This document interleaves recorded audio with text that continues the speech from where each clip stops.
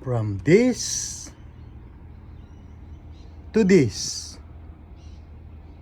This is your car doctor, Jess Garcia. I'm going to swap my plastic inlet manifold from Subaru WRX EJ25 to alloy manifold from 257 STI. Before we start, please don't forget to subscribe, follow to my channel, and share your car doctor, Jess Garcia.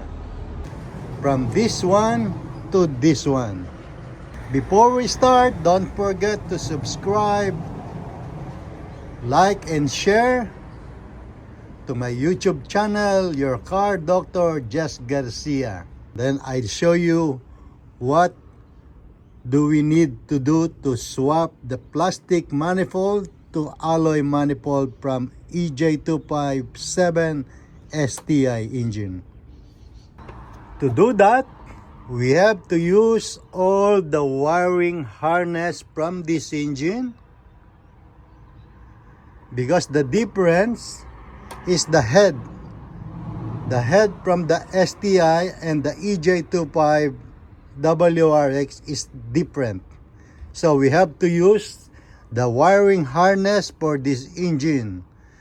And then we have to change the top mount intercooler, the blow-off valve, and then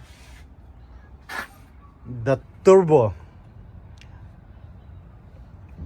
So to swap this manifold, we have to change the turbo for this model.